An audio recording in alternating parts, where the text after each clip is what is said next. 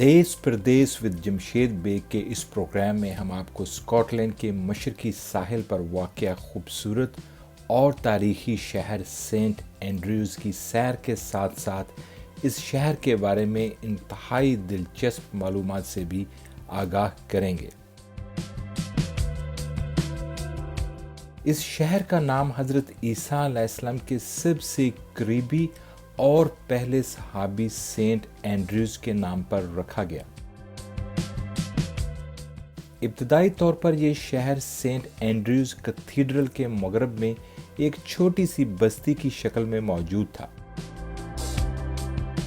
ساحل سمندر پر بسائی جانے والی یہ بستی بہت کم عرصہ میں مقبول ہونے کے ساتھ ساتھ اسکاٹ لینڈ میں عیسائیت کا مرکز بن گئی۔ اس شہر کا قدیم ترین نام کینرگ مونیڈ ہے۔ کہا جاتا ہے سن 345 میں یونان کے شہر پیٹرس کے بشپ سینٹ ریگولس کے خواب میں ایک فرشتے نے بتایا کہ روم کا شہنشاہ قسطنطین حضرت عیسیٰ علیہ السلام کی قریبی صحابی سینٹ اینڈریوز کی قبر کھدوا کر ان کی ہڈیوں کو موجودہ استنبول منتقل کرنے والا ہے۔ فرشتے نے سینٹ ریگولس کو ہدایت کی کہ سینٹ اینڈریوز کی زیادہ سے زیادہ ہڈیاں نکال کر دنیا کے مغربی کنارے تک لے جائے تاکہ انہیں شہنشاہ قسطنطین سے محفوظ رکھا جا سکے۔ سینٹ ریگولس نے متعدد پیروکاروں کے ساتھ مغرب کی طرف کے سفر کا آغاز کیا۔ بحیرہ روم سے باہر نکل کر دائیں مڑنے کے بعد سینٹ ریگولس اور ان کے پیروکاروں نے مغرب کی جانب سفر جاری رکھا، لیکن موجودہ سینٹ اینڈریوز کے ساحل کے قریب ان کا بحری جہاز حادثے کا شکار ہوا اور مکمل طور پر تباہ ہو گیا۔ چنانچہ سینٹ ریگولس اور ان کے پیروکار سینٹ اینڈریوز کے ساحل تک پہنچنے میں کامیاب ہو گئے۔ سن 347 میں اسکاٹ لینڈ کا کوئی وجود نہیں تھا اور سینٹ اینڈریوز کا یہ علاقہ سلطنت پکٹش کا حصہ تھا۔ اس شہر کو کینرگ مونیڈ کے نام سے جانا جاتا تھا۔ کہا جاتا ہے کہ سینٹ ریگولس حضرت عیسیٰ علیہ السلام کے صحابی کی 3 انگلیاں، ایک بازو کے اوپر والی ہڈی اور گھٹنے کی ہڈی کے ساتھ ساتھ دانت لے کر تشریف لائے۔ لیجنڈ کے مطابق اس وقت سلطنت پکٹش کے شہنشاہ اونیگس اول نے خود ان لوگوں کا استقبال کیا۔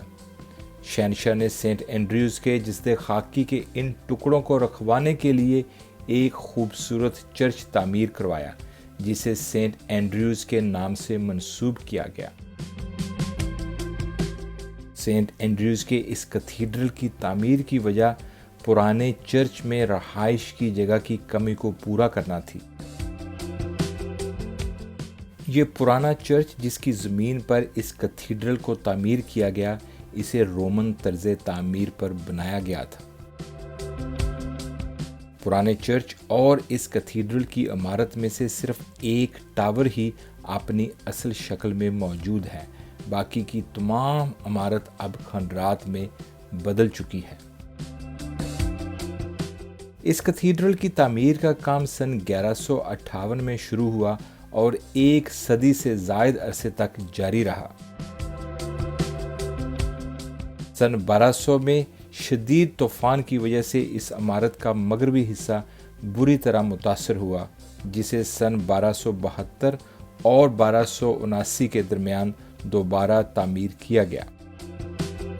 سن 1318 میں اس کیتھیڈرل کی تعمیر کا کام مکمل ہوا، جس میں سے ایک مرکزی ٹاور آج بھی نمایاں ہے۔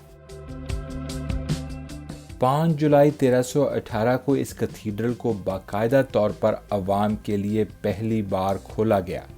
اسکاٹ لینڈ کے پہلے بادشاہ رابرٹ اول نے ایک تقریب کے ذریعے اس عظیم کیتھیڈرل اور مذہبی مرکز کا آغاز کیا۔ سن 1378 میں آگ لگنے کی وجہ سے اس عمارت کو جزوی طور پر نقصان پہنچا۔ सन 1549 में स्कॉटिश इस्लाहात के दौरान जॉन नॉक्स की तबलीग पर मुश्तल एक प्रोटेस्टेंट फ़िरके के हजूम ने कैथीड्रल में तोड़ फोड़ करते हुए इस इमारत के अंदरूनी हिस्से को बुरी तरह तबाह कर दिया। इस हमले से इमारत को इतना नुकसान पहुंचा कि इसके ज़्यादातर हिस्से गिर चुके थे। कस्बे के लोगों ने इस अजीमो शान इमारत का मलबा उठा उठाकर अपने घरों की तामीर में इस्तेमाल करना शुरू कर दिया। सन 1561 तक इस इमारत को मुकम्मल तौर पर छोड़ दिया गया। 16वीं सदी के अवाखिर तक मरकजी टावर भी गिर गया, जिसकी वजह से शुमाली दीवार को बहुत शदीद नुकसान पहुंचा। इसके बाद अगले 300 साल में इस जगह से ज़्यादातर मलबा चोरी हो चुका था। सन 1826 तक इस इमारत को महफूज करने के लिए कोई कोशिश नहीं हुई। 300 साल से ज़्यादा ये अजीमो शान इमारत एक खंडर में तब्दील होकर लावारसों की तरह पड़ी रही। सन 1826 के बाद इस इमारत की देखभाल का आगाज़ किया गया।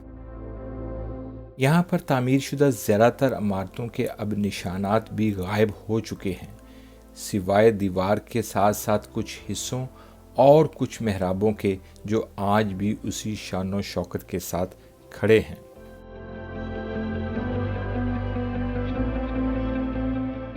सेंट रेकुलस के नाम को जदीद सेंट एंड्रयूज़ में वसी पैमाने पर नुमाया समझा जाता है।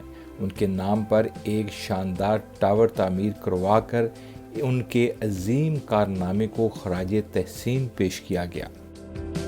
आज भी ये टावर इसी शहर की बंदरगाह, समंदर और आसपास के दही इलाकों के काबिल तारीफ नज़ारे पेश करता है। इस टावर को भूरे रंग के रेत के पत्थर के एशलर में इंतहाई खूबसूरती से तामीर किया गया। इस टावर की ऊंचाई 100 फीट होने की वजह से इसे समंदर और गिरदोनवाह के इलाकों में बहुत दूर से देखा जा सकता है। बिलाशुबा इसकी तामीर का मकसद हज़रत ईसा अलैहिस्सलाम के सहाबी के जस्दे खाकी के हिस्सों की ज़ियारत के लिए आने वाले ज़ायरीन की रहनुमाई करना था। कुरून वस्ता में टावर के ऊपर नस्ब किए जाने वाले स्पायर की वजह से ये और भी नुमायां नज़र आता था। दुनिया भर के खूबसूरत, दिलचस्प, तफरीही और तारीखी मुकामात को आप तक पहुंचाने की इस छोटी सी काविश में आप भी हमारा साथ दें। इस वीडियो को लाइक करें, ज़्यादा से ज़्यादा शेयर करें और हमारे चैनल को सब्सक्राइब करें ताकि आइंदा आने वाले तमाम प्रोग्राम आप बाकायदगी से देख सकें। मिलते हैं अगले एडवेंचर के साथ। शुक्रिया।